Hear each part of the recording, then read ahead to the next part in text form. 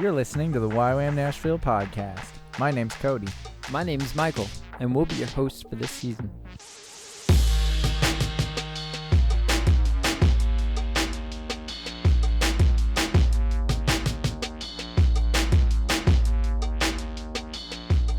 This is 19, right? Yes. Hello and welcome. Welcome. Numero 19. Nailed it. That was perfect Spanish. I know. And we got Karim here with us today, and she's actually bilingual and speaks Spanish. So I just think it's funny. That one hurt a little bit. Just a little bit. How do you actually say Cringe. 19. Perfect. You were so close. So close. Oh, man. Hey guys, welcome back. Welcome. If we sound funny, we're trying our first episode with masks, so Might be beneficial. Yeah, We'll find out. could be. And I just got back from visiting home in Missouri. It's good to be back. Been gone. Yeah. All right, Kelly. Anyways, So, what's new? What are we praying for this week, Michael and Karim? Karim's got some good stuff to pray for. Yeah. So last night, Hurricane Laura hit landfall in the U.S. and looks like there's some serious devastation that may have happened in Louisiana. So really my heart just kind of goes out for those who are having to deal with the aftermath of a hurricane. The hurricane itself is terrible, but the aftermath is by far the worst. And so, yeah, for those who maybe have not been able to evacuate or are now starting the process of rebuilding and reestablishing, and any of those who were ill, in the midst of a pandemic and everything else that's going on in our nation, a hurricane isn't exactly the most ideal process to go through. So Yeah, not so much. no, Yeah. Although it's never the most ideal process. right? That's true. So if you could be praying for them for sure. And Also, I didn't find this out until yesterday, but like a week ago, in Indonesia, there was a volcano that erupted. And if you watch those videos, it's pretty insane looking. But I think I read it killed 14 people. And there's raining down hot ash, and there's lava coming down, and there's a bunch of towns all around it. It was surprisingly difficult to find information on it, even though it's been a week. So I don't have a whole lot there, but I can imagine, especially for a nation such as Indonesia that doesn't have quite the level of infrastructure and stuff that we do, such things are pretty heavy hitting as well. So you can be praying for those people there and for Jesus to just have his way in that place. I've still had Beirut on my heart. Oh yeah. A lot. We prayed for Lebanon a couple weeks ago as a ministry, but honestly, they're just still having to deal with the aftermath of the massive explosion, and so for Lebanon as well as Belarus is also still dealing with a lot of protests and everything from their election. So just those two nations are also on my heart. Do you want to share a little bit about the Belarus one? Sure. So Belarus had their election. I guess it's been almost about 2.5 weeks now. And the person who is in office has essentially been in office and reelected since Belarus became independent from the Soviet Union. And so I think they were independent for 2.5 years, almost 3 years, and then he came into office. And there's a lot of speculation of corruption on how he has remained in office. And so in that, the people are really just coming against that and protesting and feel very oppressed. They feel like they're still under communist rule. And the whole heart behind Belarus becoming independent really was so that they would become a republic, not a communist nation, but have really had to deal with the oppression from that. So the people are trying to come against that because of the corruption or the speculated corruption in the election. So I've really, in praying through that and really seeking the Lord about it, I just really felt like the Lord put it on my heart to pray for the ones that aren't really getting prayed for because of offense, because of injustice, because of oppression. The oppressors often are not the ones being prayed for. We delight in praying for the oppressed, and that makes sense. But love is truly the thing that like changes hearts and it's the thing that really can transform. And I believe that the only hope for freedom in that is from this revelation of love from the oppressors, not just the oppressed. And so, I just really feel burdened to pray for the ones doing the oppression, that the Lord would really soften their heart, encounter their heart, transform them, and in turn, freedom would be found in the people. Yeah, when we were praying for it the other day, I felt like the Lord was just kind of revealing to me, like, you kind of have this cycle of oppression that happens, like the oppressed become the oppressors eventually, you know, when they like stop wanting to be oppressed and they break out of that. And then, you know, it's kind of this cycle over and over. And I felt like Jesus was just like revealing to me like that it's love that like breaks that whole cycle. Absolutely. Rather than like a fence building until you do something and then, you know. So definitely be praying for all of these things, for the Lord to come in and love to be evident. Well, now it's time for everybody's favorite part of the show. Dad jokes with Cody. I was going to say, I do have a joke for you.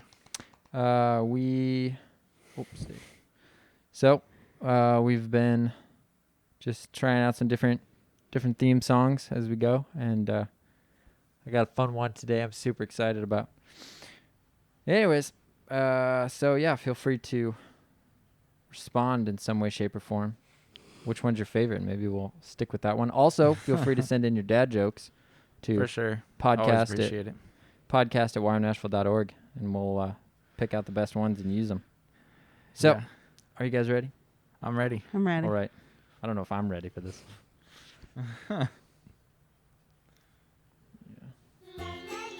Oh my goodness. You gotta be kidding me. Hey guys. Got a joke for you today. You took that a different direction than I was gonna. I got a new pair of gloves the other day. All right, boys and girls, it's time for Dad Jokes with Cody. Cody, do you have a dad joke for us today? I sure do. I got a new pair of gloves the other day. Yeah? They're both left-handed. On the one hand, it's great, but on the other hand, it's just not right.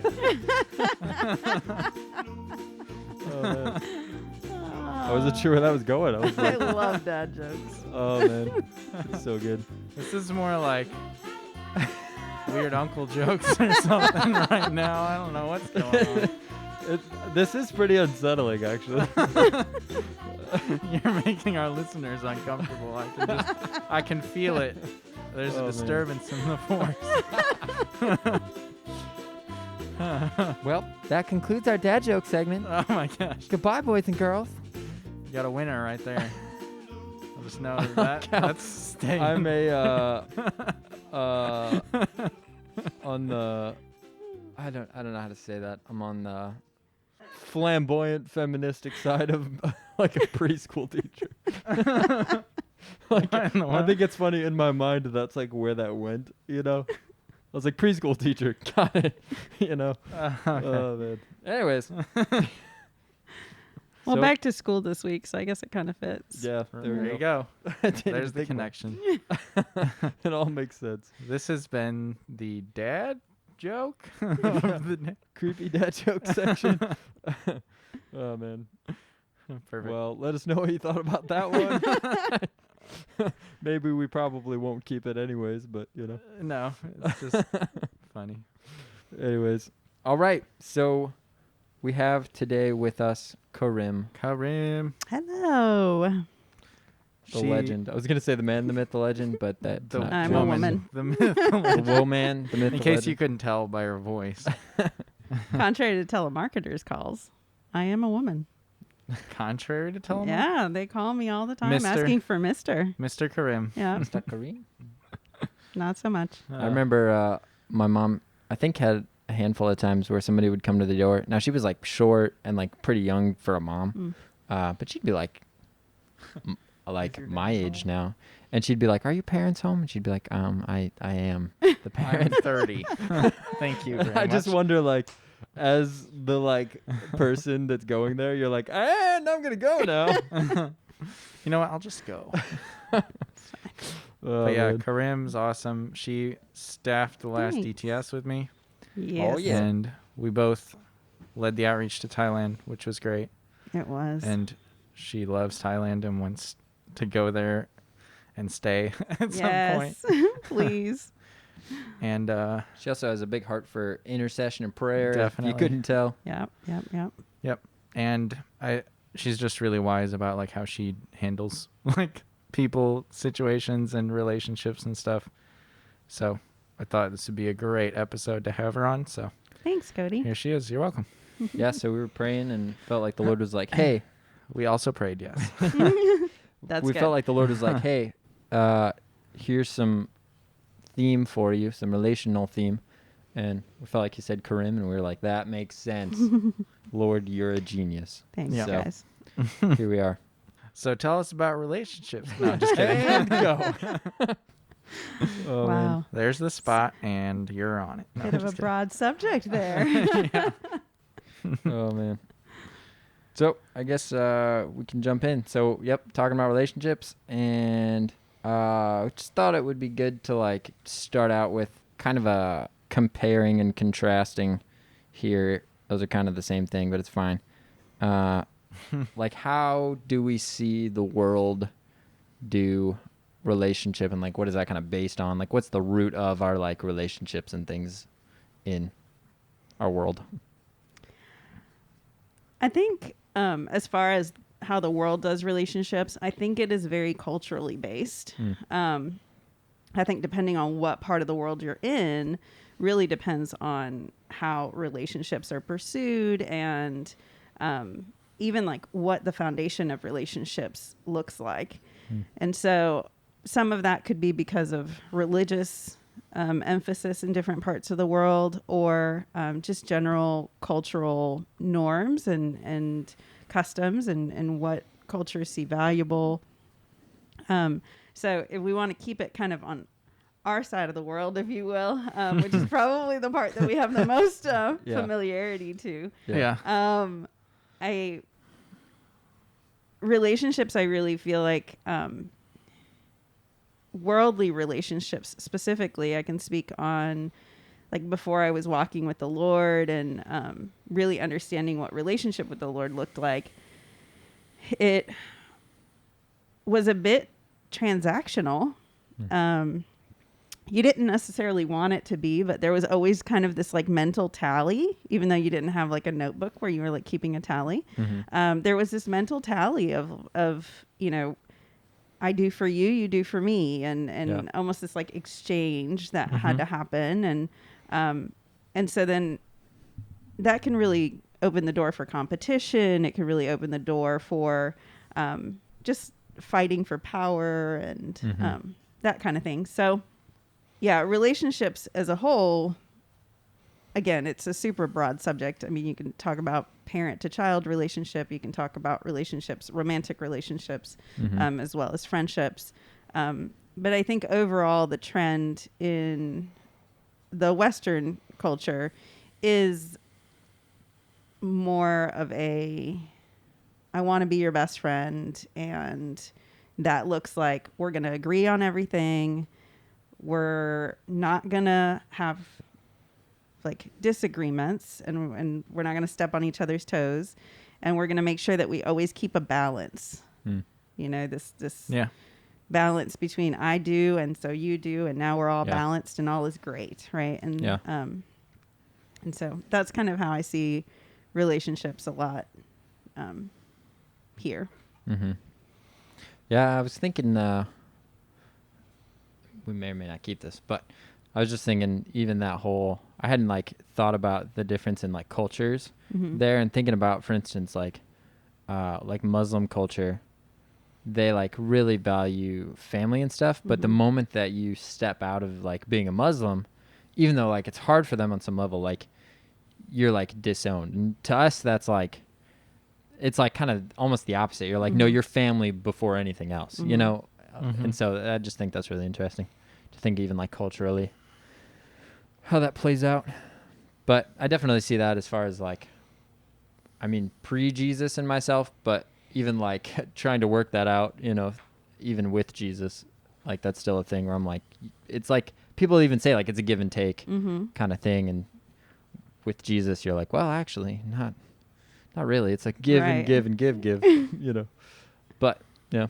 But even that takes time. Like it's even the moment that you receive Jesus and start walking with Jesus, it's not like, and all of a sudden, there it is. all things are, Yeah. you know, kingdom You've got to driven. kind of pick out the difference between your own culture and kingdom culture, and take some time to weed it out, you know, like a garden or something. Yeah, and it takes time for the revelation. Yeah. Like change only comes from a revelation that change is needed, and the revelation comes from the Lord. So he gives the revelation, but we also then have to like see it, receive it, appreciate it, and then in turn apply it.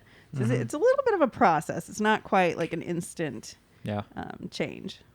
I remember there was some like speaker recently, I can't remember exactly, but they were saying, they were kind of like asking you like, how do you define like your close friends? They're people who will like show up and do things for you. They're people who like you benefit from. And at first you were like, they kind of revealed it to you in a way that at first you were like, yeah, that makes sense, like totally. And then they were like, then they kind of pointed out how it's about you getting something out of the relationship, and how relationships that you don't get anything out of or maybe more difficult are like significantly lower on your list. And I was like, oh man, that's so true though, you know? Yeah. It's crazy. Yeah, I think something we should at least touch on when we're talking about relationships is codependency.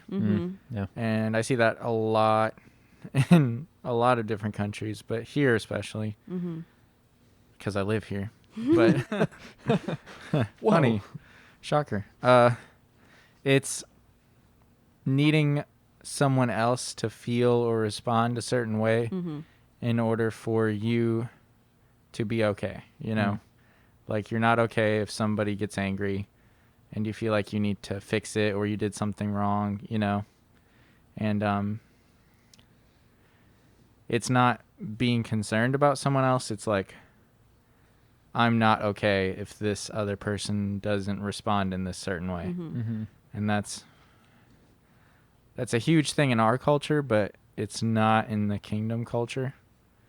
So I see it a lot in like being married and having even like read marriage books and stuff that are like, I don't know, they almost like make it fine. Like, okay, people say like happy wife, happy life. exactly. Is literally exactly Prime that. example. You know, and it's like, oh, if I keep Alina happy, then like I'll be good, you know. And there's like a reality of like we tend to operate that way, you know, where it's like, oh, if she's unhappy and, you know, angry at me, then obviously like I'm not super happy. And I'm not sure like where the line is there between like, well, you should care, and then this like sense of like unhealthy dependence on your state of being, because it's like I should be like solid with Jesus and like good in a deeper sense, even if there's some amount of conflict on the outside, you know. So I haven't exactly figured all that out yet. So you can't like entirely throw out other people at the same time. And even when we had people come and teach on codependency, they were like, not having any level of care for what people think is what you're like a psychopath. Right. Yeah. So the opposite extreme is not exactly Don't do healthy that. either. Yeah. You know? Make But- good choices. Say again? Make good choices. Exactly. Don't do that. Oh, not being responsible for other people, but being responsible to other people is a really good way to kind of remember that. Like you're responsible to serve other people like Jesus served us, but you're not responsible for them. Like, you don't make their choices for them. Right. You know, they make their choices and stuff like that. So, Well, I think, Michael, you kind of mentioned something that is super important in terms of relationships are not an absence of conflict. The healthiest relationships are not absent of conflict. But codependency is always seeking an absence of conflict. Yeah. Codependency is fed by the idea that as long as we can keep the peace, right? As long as we can keep no ruffled feathers and all is great, which then opens the door to so many other things. It opens the door to abuse. It opens the door to a loss of self-identity. It opens the door to control, right? To, I need to control this situation or this person so that I can walk absent of conflict in my life so that then I can have peace, right? And so it's honestly, it's a very selfish relational connection, even though it seems very selfless. Yeah. But conflict is not bad. And I think there's certain words in our culture that we have deemed as bad words that are not bad. They're just an identifier of a circumstance or a situation. And in them is conflict. Conflict in and of itself is not a bad word. It is just identifying the fact that there are more than one opinion or situation at the table. Yeah, it seems like there's, particularly in our culture, there's this like underlying like kind of keep things the same. Don't rock the boat, you know, and like we're good as long as you fit inside of my box of life and how I want to feel and be, then, you know, like we're good. And the moment that you step out of that, then it's like, well, which is, I mean, we see, I feel like so much today with like so many like polarizing issues. You know, there's so much of like, even, I mean, I remember when like, I mean, on the last couple presidents, like people were like unfriending family members and things because, you know, they voted for this person or that person. And it's like just this like crazy issue of, you know, I don't know, just trying to. Yeah, it's definitely really common to just cut people off that are challenging relationships. Yeah. And in the kingdom, like, the challenging relationships are the ones that we're supposed to pursue well, as well, you know. I mean, the strongest bonds are built absent of relationship, just in general. If you're trying to bond something, the strongest bonds are built in pressure. They're not built in the absence of pressure. Yeah. And so really recognizing like your strongest relationships are going to come from those that have both parties or multiple parties have engaged in the pressure and then in turn come out stronger on the other side. Not absence of pressure and we're all just really kind of pretending at that point. Yeah. Yep. You know? But then unfortunately we take that same mindset of how we view relationships with the world around us, with the people that we physically see, and we utilize that in our relationship with the Lord. And so when we get to know the Lord and we find ourselves conflicted with something that he's asking us to do or that the Bible says, we don't have really the tools to recognize, how do I walk through this conflict with the Lord? Right? Because he's always right and he always wins and he always has the best ideas.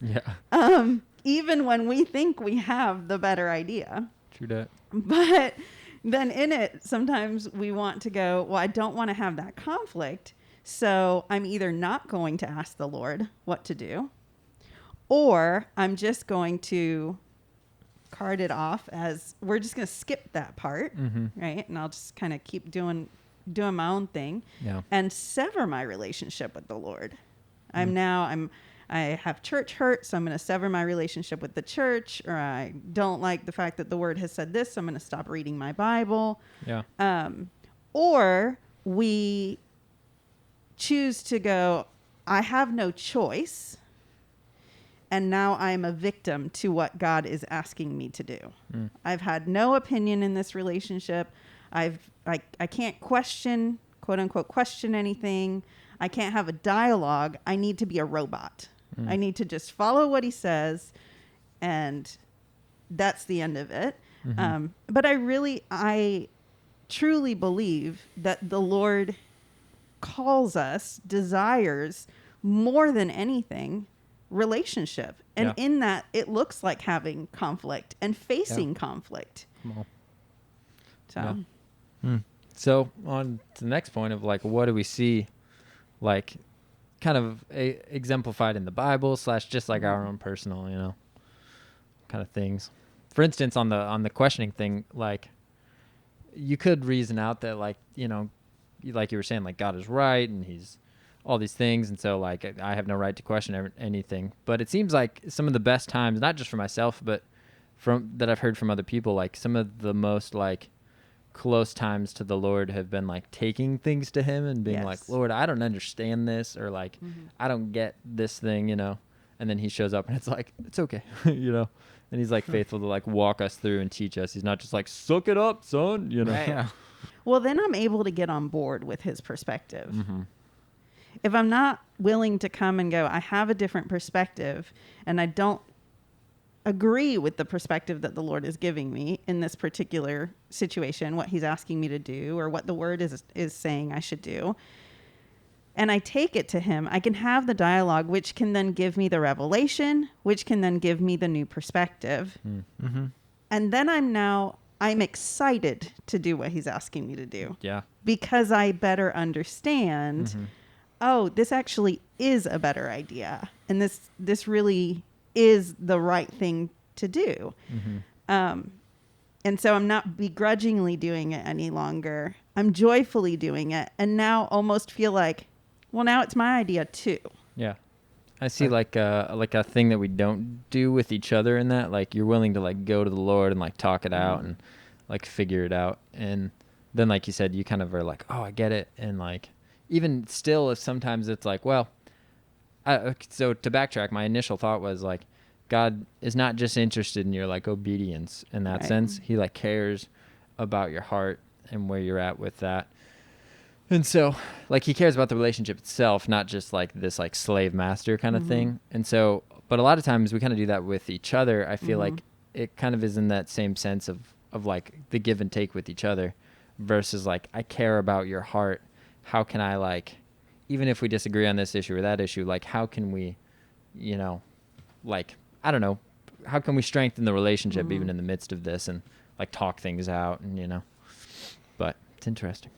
And I think if you look biblically, thinking specifically Old Testament, and even New Testament, but Moses and when the Lord's like, I want you to go back and free your people. And he's like, dude, I can't do this, like, I'm not the man for the job, and so, like, over and over you see these amazing pillars of faith that really went back to the Lord and were like, I hear what you're asking me to do, but I'm not qualified, or I don't think I can do that. Or when Abraham was praying for Sodom and Gomorrah, and like, I mean, there was a dialogue that happened. It wasn't just, this is what I'm going to do, and that's the end of the story. Yeah.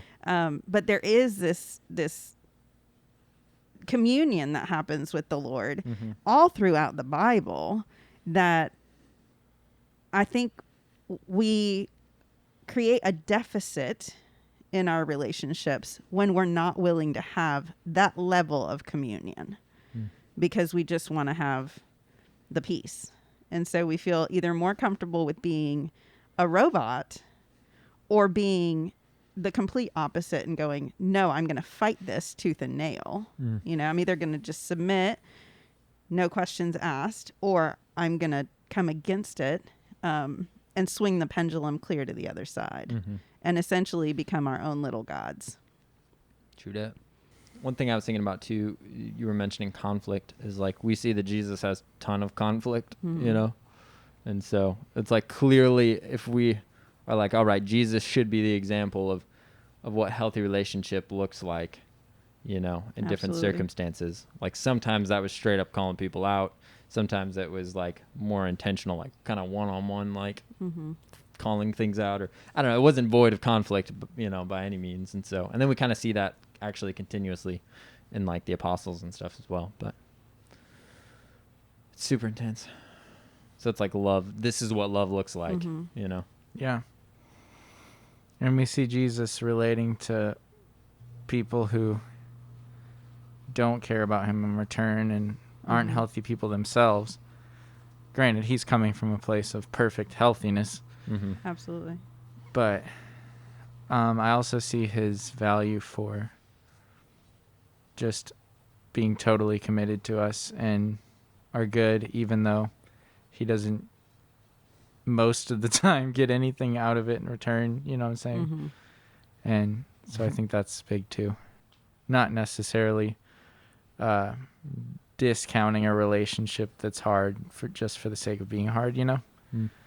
So it's definitely not a lot that we like bring to the table, you know, for the Lord, not really. as far as what he gets out of the relationship.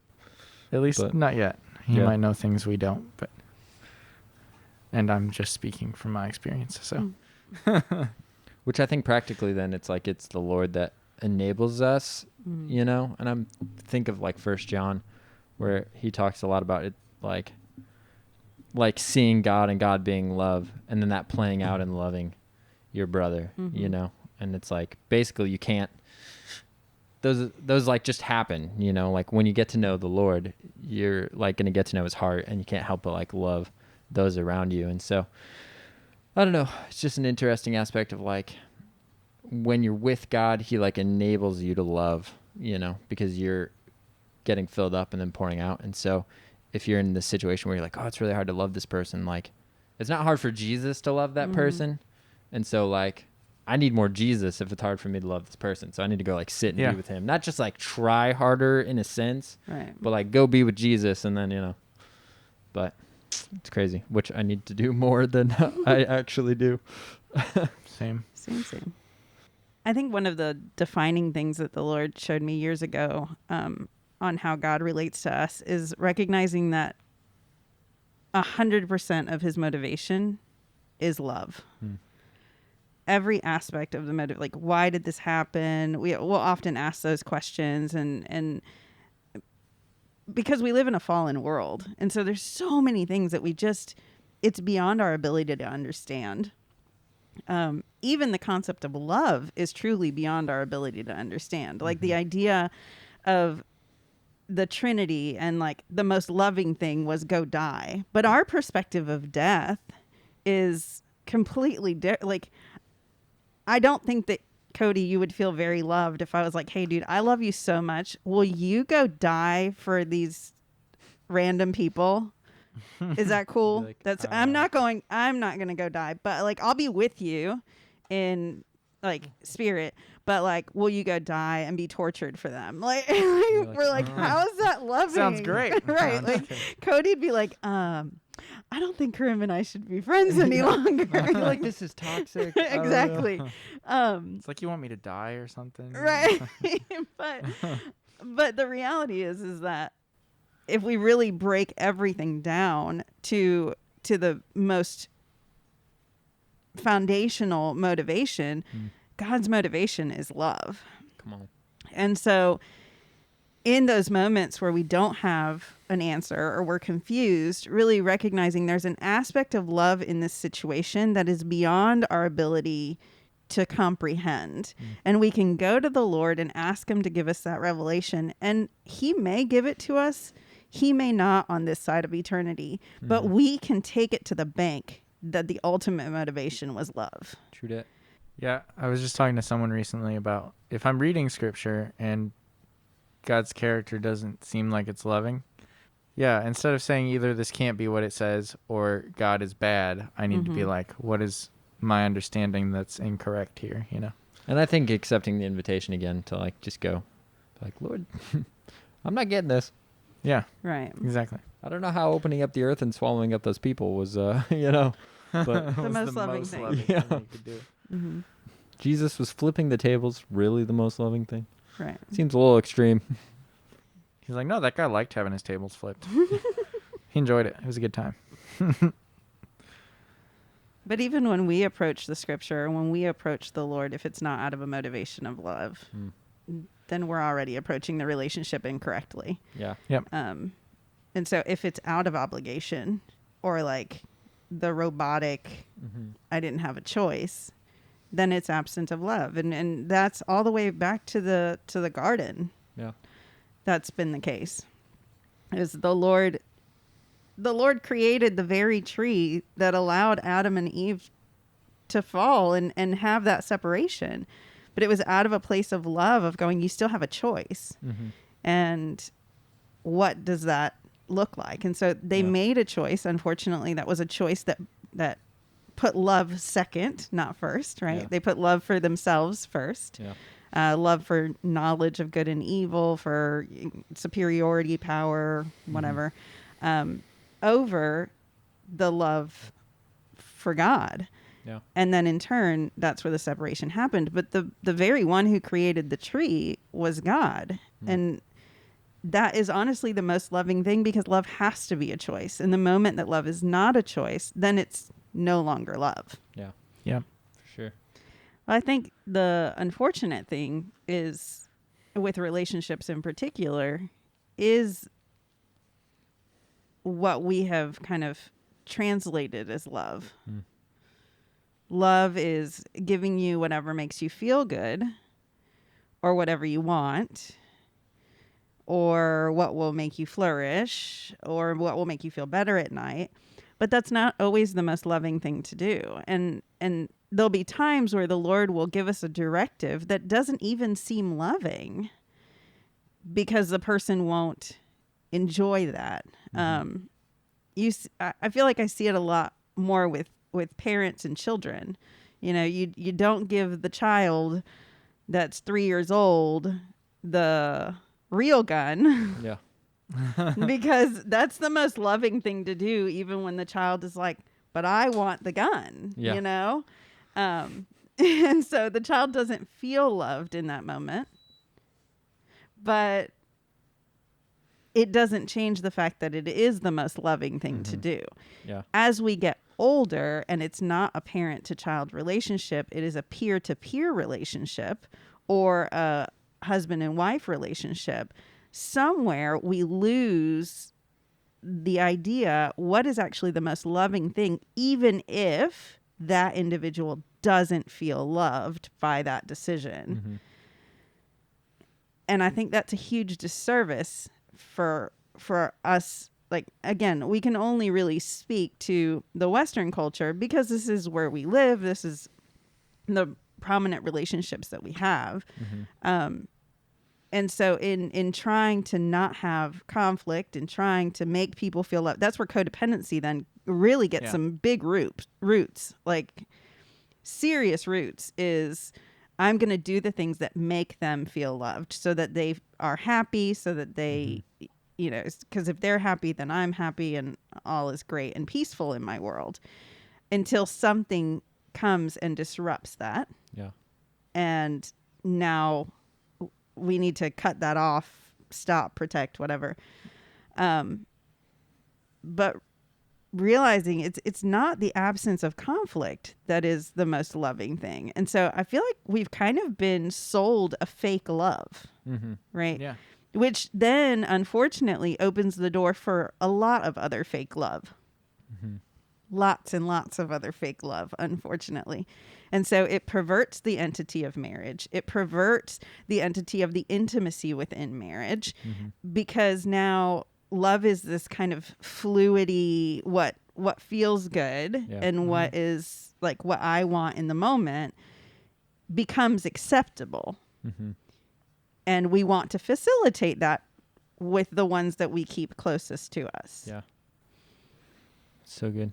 I see this interesting thing too, where it's like love is like me preferring your best, maybe at the cost of our relationship, maybe at the cost of your feelings, maybe at the cost of my own health, wealth, prosperity, you know, whatever. Absolutely. And that I've been just getting wrecked by saying that that's so much of what the Lord does, like thinking to Jeremiah, it compares us to a child that like strays away, also like a prostitute that he's like desiring to be like a bride, and we keep going back and he keeps putting himself in this place. And so it's just been like, so thinking particularly, like I've been thinking about this within my marriage, but in just friendships in general, like, am I looking to just get something out of it, or am I like, I'm going to just give because that's what Jesus does. Like he gives, and majority of the time it doesn't like give back to him, but like I'm not entitled to that. Like just because we're friends and I like scratch your back does not mean I'm now entitled to a back scratch, Right. But that's so like what we do, to the point where like there's so much like unhealthiness. There's so much divorce because things get hard or whatever, rather than this like, oh no, I need to die to myself and like, take up my cross and follow Jesus and love you, So Yeah. it's just crazy. Practically, I think a big illustration the Lord's been showing me lately is kind of like just being anchored in the storm. And like we need to have a consistent and growing relationship with the Lord that we get all of our emotional needs from, we get our understanding of love from, and that we rely on for everything we need. And then we have the ability to love other people well because we're coming from a place of steadiness and of being filled and overflowing instead of a place of neediness and looking for affection and trying to get something. Like if I'm relating to someone that I don't need something from, then I'm not thinking about what I can get from them. I'm just thinking about them, And that enables us to love better when we don't need anything in return. We can love unconditionally. We're not afraid of losing relationships because we don't need them. We're not afraid of being hurt because we know that God will heal us and that what he thinks of us is all that matters. And so just this idea of being really steady and really steadfast in your identity in the Lord and how he feels about you, and then kind of just letting everybody else kind of swirl around you, like you're not moving, you're not bothered by how they treat you or what's going on in their lives, and people recognize that, and in the end they'll feel a lot more appreciative of your commitment to them as a person and not just that surfacey type thing, but it all comes from being with the Lord in the quiet place and just relying on him. And then the more you rely on him, the better you get at relying on him, and the more you can love other people well. But it all starts there with the Lord, Yeah. I think in that 1 John 2, like what he like pretty explicitly says is like, if you don't love your brother, then you haven't seen God. Yeah. So the answer isn't try harder to love your brother. Right. Again, it's go back to Jesus. Also, something I thought of, we were talking about the other day, is so much of our culture is like looking for a romantic relationship. Yes. Yeah. And you literally walk around, and when you meet somebody, you're like immediately gauging like, How interested are like, they? could this work? Is this a thing? And so it's, in a sense, it's like, what can I get from this person? Like, can I get this level of like intimacy and love and affection from this person, And so we kind of like, Not we only like walk that- around with that perspective a lot. you Yeah, know? even in that, there's a recognition of I have this gaping hole that only a romantic relationship can fill, And I think a lot of people just kind of subconsciously have that. It's like, I'm not complete until I find a wife or a husband, And everything in our culture says that's true all the time. And you can't watch a movie or listen to a song that doesn't have something to do with a romantic relationship in it. Very true. And Dean Sherman, I read his relationships book. Good stuff. Mm-hmm. Go check He's it out. like one of the kind of founder people of YWAM. Anyways, he wrote a book called Relationships. Super good. Love, Sex, and Relationships, I think is actually what it's called. I believe so, yeah. Yeah. So anyways, he was talking about just the how like romanticized our culture is. It's like, and he was just making examples of like, there's a school dance, there's a like this, that, and the other thing. And I was thinking like, I don't remember if he said anything about it, but I was thinking about like movies and stuff, like even kids movies, like a lot of it is so based on like I don't know that I've seen a movie recently that didn't have some sort of love thing going on. And it's, I mean, it's fine on some level because it's a real thing, but Right. like to be always the forefront and like, oh, they got together, they got married, everything's good, that's the end of the movie, you know. But what you don't know is in 2 years they're divorced and they hate each other and they're fighting over the kids in the house, you know. Right. Like, but it drives me crazy. But yeah, I don't know. So just noticing like how like needy we are, you know, and when we're not getting it from the Lord, we're trying to get it from other things, but it's not happening. And so it ends up just being this festering, gross, like grab at anything you can, you know. Mm-hmm.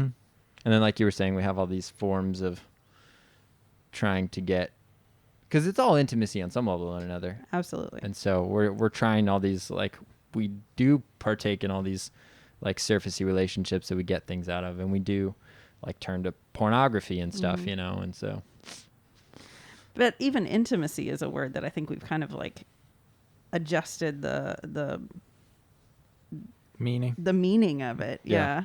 To it just being sexual.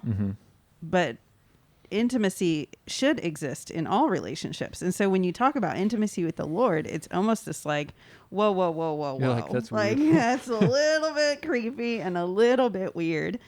But it is really just an invitation of transparency and wholeness with the other, and like just fully revealing yourself. It doesn't necessarily only mean sexual. Yes, sexuality can. It doesn't even always lead to intimacy, unfortunately. It is intended to, but it often doesn't in how it has been perverted within our culture. But the word intimacy is like becomes this like, ooh, like my skin is crawling. yeah. If I'm single and I'm, you know, supposed to be waiting until marriage, or if I like all of a sudden I don't want to hear that word, and that's a really uncomfortable word, and so in it our relationships miss out. It's true. Our day-to-day relationships miss out, which is why a lot of times as singles there's this mindset of like, I will get to a point of intimacy, which we all need. We like basic need of a child is intimacy with their relationship with their parent. It's when that gets perverted that then we have a problem. Yeah. But it is necessary to have that transparency and to have that connection. And then we get older and it switches into just a sexual thing. And so now we're like, okay, so when can I get to the sexual thing? And as Christians and as believers, if we're walking to the fullness of what the Lord like tells us is healthy and to our benefit, we will choose to wait until marriage. But then we're constantly in this place of like, but when do I get to live in intimacy? We get to live in intimacy every single day. Preach. If we recognize that intimacy is not sex. It's not, that is not the fullness of intimacy. Yeah. And so it's going, I value intimacy with safe people, with the people that the Lord has brought into my life, who we can essentially have iron sharpening iron, and grow and learn and have conflict and really walk through conflict in a healthy manner. That then opens up life into intimacy. But the Western culture is very closed off in general. Our home is just our home. And yeah, like I think of visiting other cultures and you just kind of drop by people's Yeah. houses, it's so normal for I'm you like, to is just this like okay? show up. We just Right. shut up. And it's so odd for us when we're over there of like, Yeah. should we have called first? Like, what does this look like? I don't think they invited us. But other cultures find it very welcoming. For us, it's very, I will let you know when I am ready to give you access to any part of my home or any part of my day. And so we create these little worlds that we give limited access to others, which then leaves us very empty of intimacy because we're actually not willing to be transparent. We're not willing to be open and inviting. We almost inadvertently create a manner of hiding. Like, I think of part of the reason why I might not want somebody to stop by my house might not be because I'm doing something wrong or because I'm too busy, but because my house isn't picked up. Mm-hmm. It's not pristine. And so you're going to see what normal life looks like for me instead of the presentation that I have been trying to give you. Yeah. And that in turn is this like shallow level of control, even in the closest relationships that we have, because that's where we feel most comfortable. And it's very normal for us to, if somebody does stop by, to immediately begin to apologize. Mm-hmm. Oh, I'm so sorry. It's just been busy. I like didn't expect anybody to stop by, whatever. And we give these like excuses. I can tell you, I cannot remember the condition of anyone's house that I've gone to visit that I've been like, oh man, but that friend of mine, I mean, I just don't remember. I don't remember if their laundry basket was in the living room, if they're like, I'm not there to visit your house. I'm there to visit you. Yeah. And so I'm excited to spend time with you. I don't care what the condition of your house is.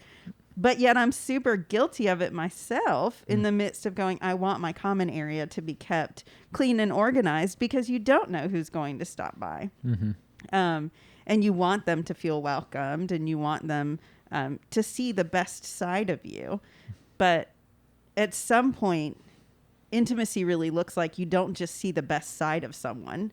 You see all the sides of someone. So good. Yeah, I looked up the definition of intimacy. And when you get past like the cultural ones, basically, it was like a close familiarity. And I was like, wow, it's just like being known, like you're willing to be known. And like, that's what a relationship is. You're like, we're going to like know each other, Right. you know? Intimacy. Yes. I just wanted to So drive good. him crazy. Shaking my head. It's true though. I don't hate it. It is true. It's He just like really cheesy. Yeah. Michael doesn't like some kinds of cheese. Yeah. Other kinds of Other cheese kinds are of fine, cheese I apparently, totally like dad embrace. jokes. But It's a weird thing. It's I will inconsistent. say there's been times where I've been to a friend's house. Of course, it never bothers me, and I don't care what it looks like. But they'll be like, they don't say anything about it, and there are parts I'm messy, and I'm like, oh, we're real. This is what's happening. Like, you're not being fake with me right now. And that's more the effect it has than like, oh God, this bathroom, you know? Right. I remember looking up to a definition of honesty that was like, well, it was like for some reason I was looking up the definition between like lying versus being honest, and it was like, honest like wasn't just like telling the truth per se, but like a openness and a realness. Like you're not twisting it to look like this or that, or to lean more towards this side or that side. And so I think that like comes into play as well. Like relationships, like ideally are this like honest thing of like, let's know each other. Let's walk through life. Let's, whatever. So, which is so vastly different than how like the world around us does it, as we're. But that's Jesus for you. It is. Tis. And he's just so much bigger than we can like honestly wrap our minds around, or that can be contained in the book, or any of it. It's just so much more. And so I think like conflict is one of the things that although I am not afraid of conflict, and most people who know me would probably say that. And I don't love conflict. I don't. Oh boy. There are people that really love it. I'm not one of them. But I do feel that conflict is unavoidable in healthy relationships. And then in turn worth walking out. But I think recognizing that conflict isn't fighting. A lot of times we just have this mindset that conflict just means I'm fighting this person. And so then it's a win-lose mentality, right? If I win the argument or the conflict, then I'm victorious. Yay, all is great. But the reality is that the moment that there is a loser in a win-lose situation, there is separation. There's not connection. There's actually, you think of a sporting event, like there is two separate teams, right? There's no like, oh, now we're going to come together and be one team, but you were the losers and you were the winners and now we're one team. No, you either win together or you lose together. And so in conflict, I think it's so important to hear, right? To listen and to be heard. Both parties get to listen and both parties get to speak in honor, in respect. You're allowed to have your own opinion and your own perspective. And in my being honest about my perspective, I am then able to invite the other person into my perspective, whether they agree with me or not.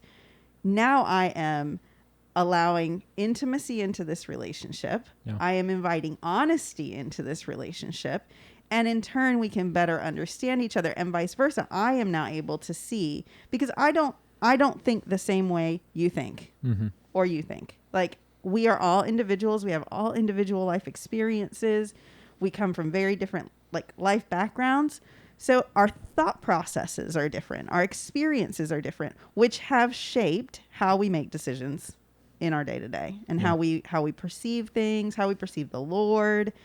And so in relationship and in conflict specifically, if you're able to listen and be heard, you're able to then find, okay, what is the Lord saying? Like, where is the foundational place that we can stand that is not swayed by everything else, by all the noise, by my feelings, by my how can I honor you now, knowing this is where you're coming from? I may not have realized that that's where you're coming from, and so therefore it was hard for me to honor you. But now that you've given me some ability to see into you and into what has established that thought process, I'm able to better honor you, love you, and actually walk life out with you, and vice versa.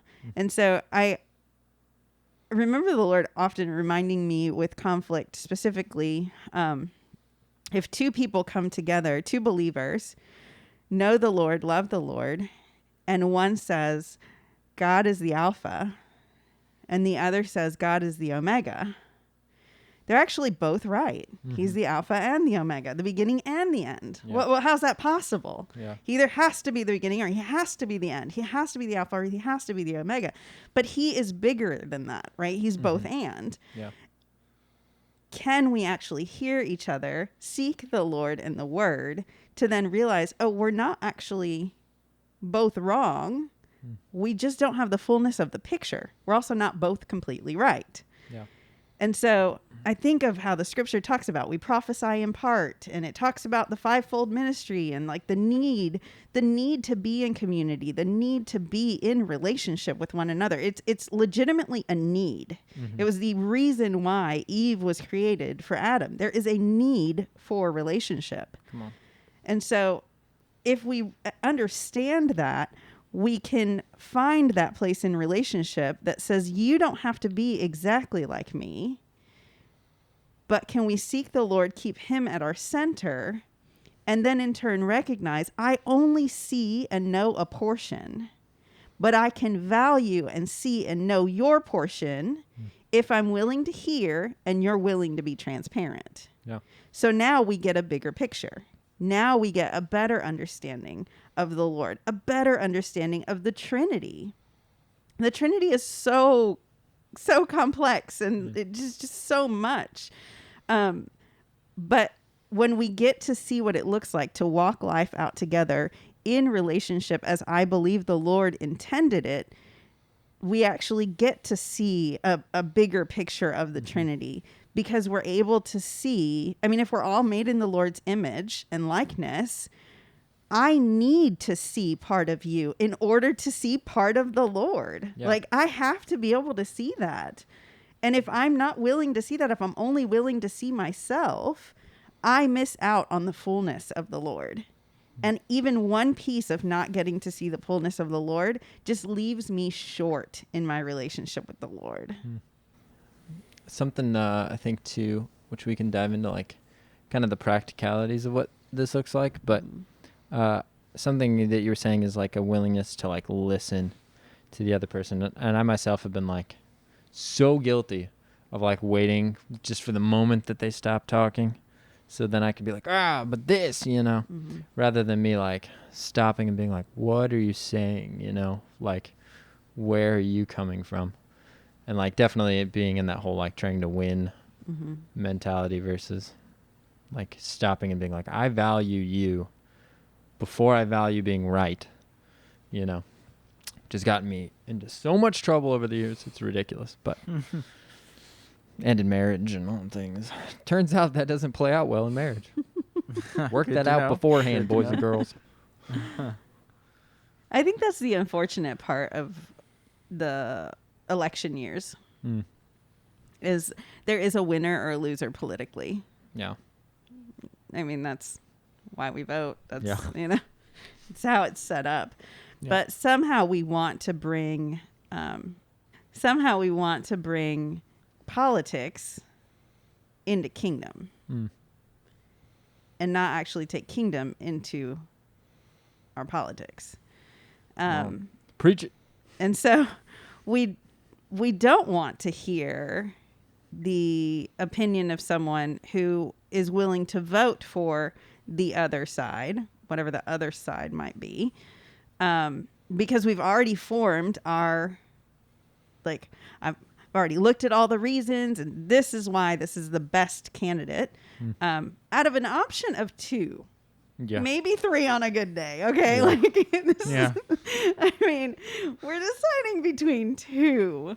And so to cut off conversation in the midst of like, it's either you're either for or against.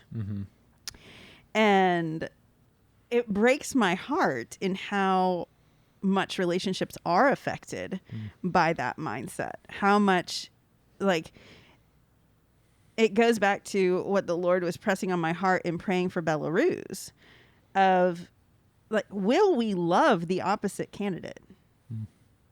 Are we willing to like consider the very thing that God sees valuable, absent of choices? Because if we really believe the Bible for what it says and we're not fighting against flesh and blood, will we love the candidate for the fact that they are made in the image and likeness of God, that they are a beloved son or daughter of God, that they like, will we love them?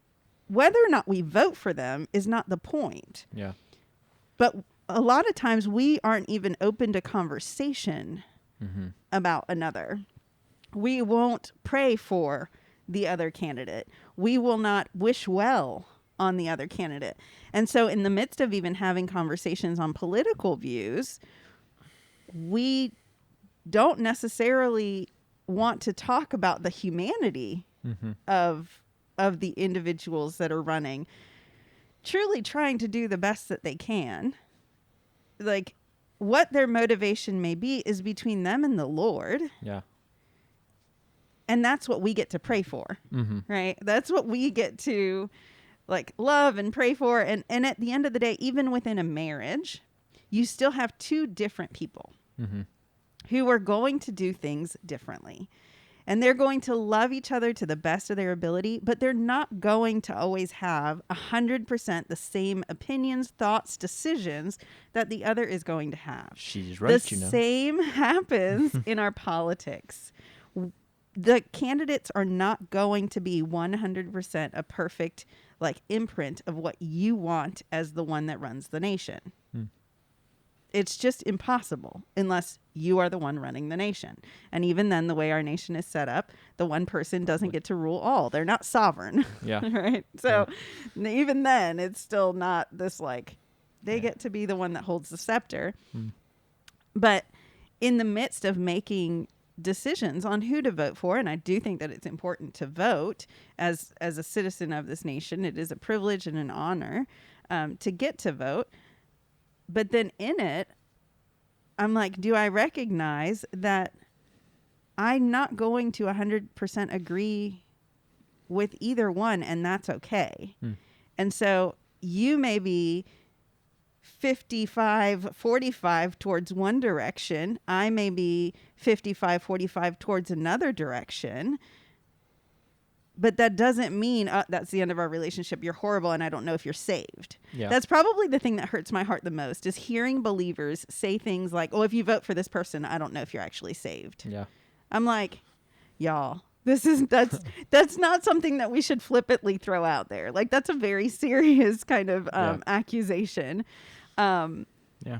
And so I'm like, what does it look like just to even be able to have those conversations without it being the end of a relationship and without it being, I am going to either get you to agree that what I think is right, or I don't think we can continue being friends. And it's unfortunate. It's really sad because every 4 years we go through this. Yeah. But all of this it's great in theory, but it's really messy, and it's really, really complicated. And honestly, like, if I can kind of bring it down to the most basic thing in relationships as a whole is just embrace the messy. We're just afraid of the messy. And so we don't necessarily get into these depths of a relationship because we don't want messy. No. But true relationship is messy. It's complicated. And none of us have it figured out. And so, like, that's what it looks like, is just going, man, I recognize I don't have it figured out. You don't have it figured out. And it's messy, and we're okay with that. And so we're going to sit down and have those messy conversations and hear each other, and also be transparent with one another, so that we can kind of walk through this messy and it be a beautiful thing. But it's messy. It's messy. And that's okay. Actually good. Right on. Well, we're getting up there time-wise, so unless you guys have any other closing thoughts? In particular, I just want to note that there's so much there. Yeah. I feel like we're like in this thing, in this thing, in this thing. We could really like just dive read in. the Bible. Yeah, right. Just do that. Basically, Talk literally. to Jesus. Go hang out with Jesus. He'll tell you what you need to know. It's all about relationship. But thanks for joining us, Karim. Thanks for having me. You it bet. was a blast. Sharing your wisdom with us and whoever else is listening. Yeah. Thanks, guys. Well, got a fun question? I don't have one wrote down because I've been gone. If you were Adam and God had told you to name the animals, what would you name a snail? Snails are the best. I'm going to go with Goopy Jello Rock.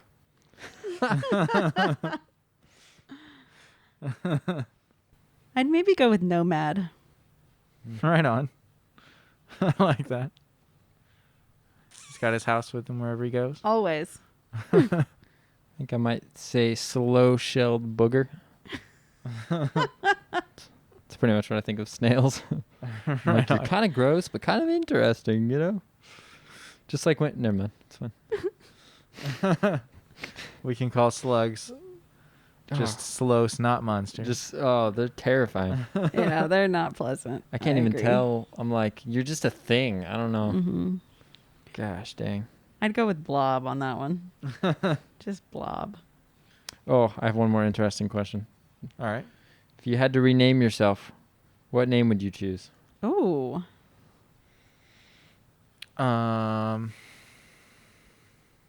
Bilbo. Every day.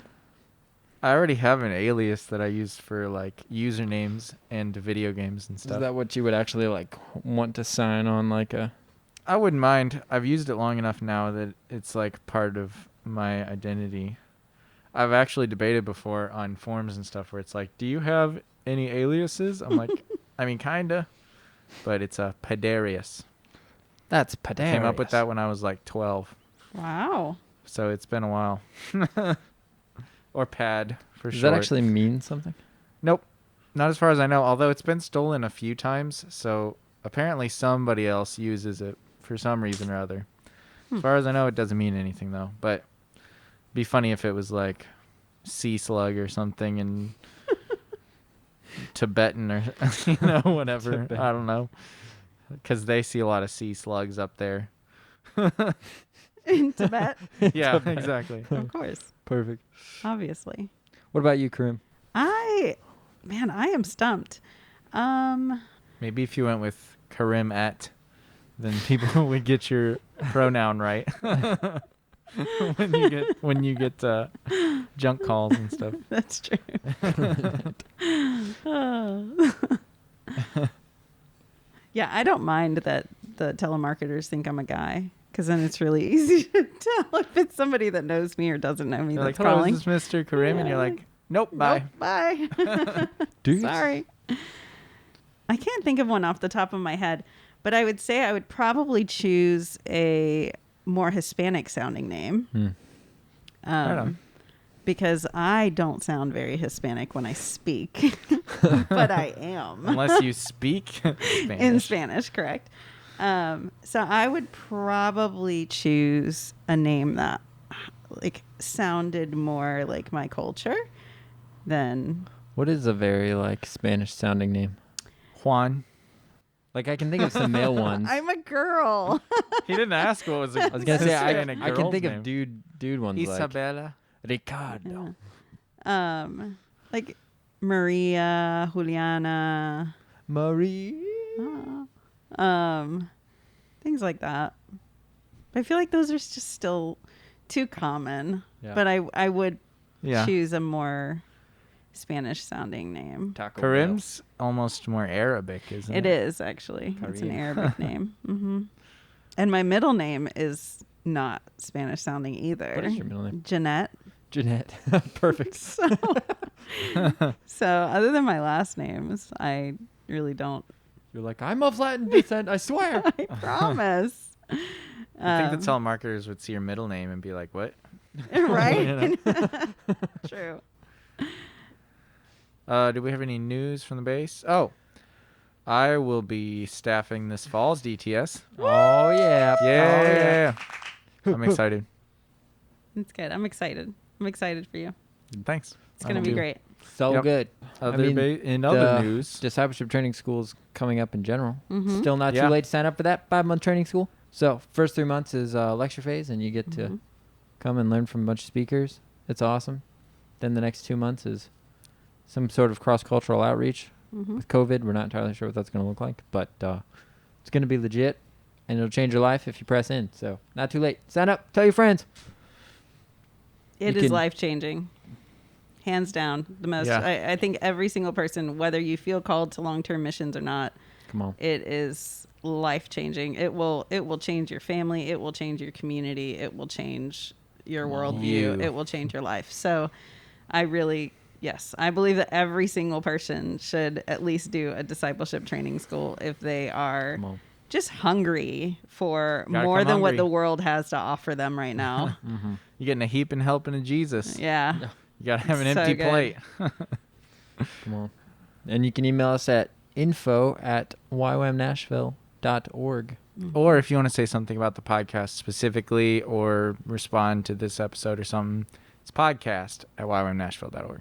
Or support Karim.